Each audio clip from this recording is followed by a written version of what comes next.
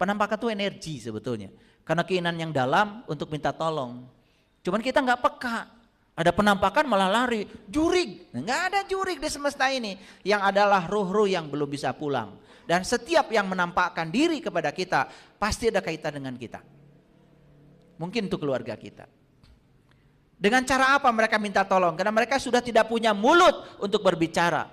Hak untuk tinggal di tubuh ini sudah tidak diberikan lagi. Satu-satunya cara adalah menggunakan energi untuk kita pahami. Kitanya yang nggak paham. Sudah kenal nggak siapa dirimu yang sesungguhnya?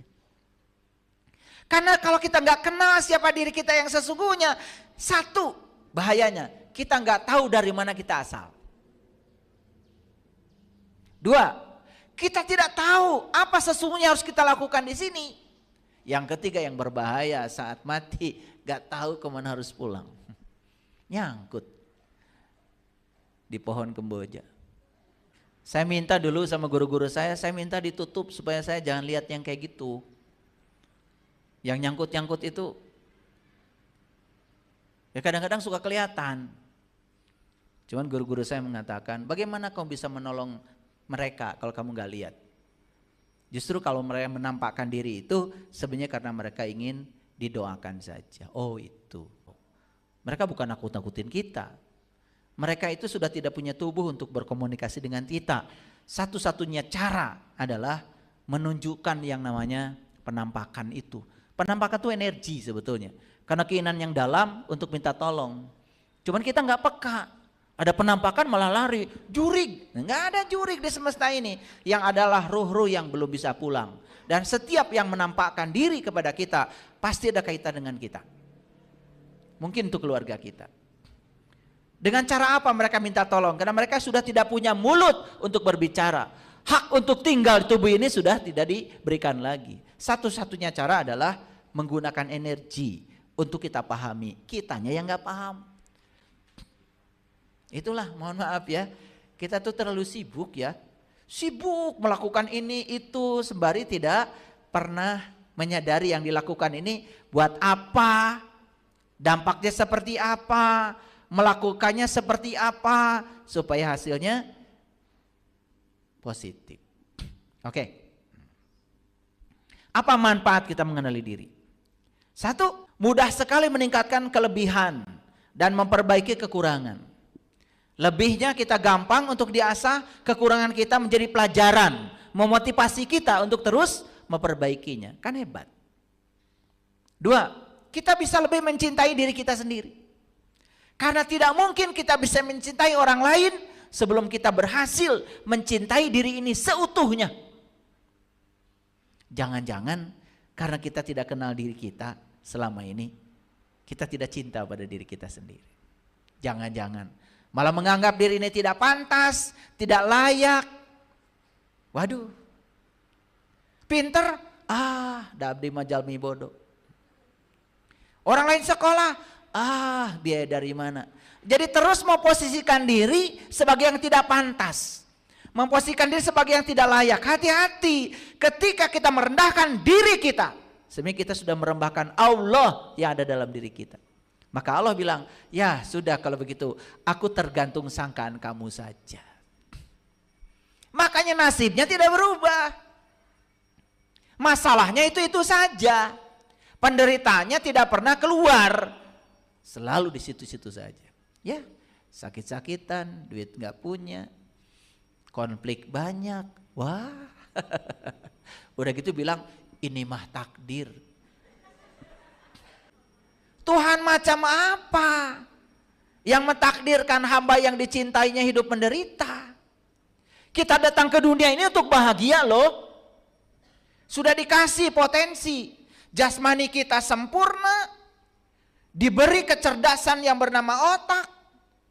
Diinstalkan yang namanya ruhku. Dirinya sendiri kepada kita. Kurang apa kasih sayang Allah? Kenapa hidup kita tidak berkelebihan? Kenapa tidak berkelimpahan? Kenapa serba kekurangan? Bukan takdir itu. Itu semua karena kita tidak menggunakan semua potensi yang Allah berikan kepada kita sebaik mungkin. Kita salah tempat. Kita salah asuh pada diri kita sendiri. Yuk, nggak apa-apalah kita yang sudah tua. Tapi anak cucu kita jangan sampai mewarisi ini semua. Putus. Putus cara hidup yang semacam itu. Potong oleh kita. Jangan mewariskan warisan genetik yang buruk kepada mereka. Kasihan mereka.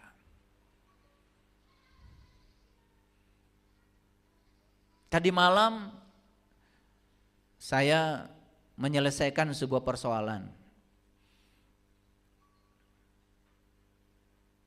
Ada seorang anak, dia merasa tidak layak dalam hidup. Murung, tidak bergairah, merasa setiap orang menyalahkan dia. Kemudian saya coba masuk ke alam bawah sadarnya. Apa yang terjadi?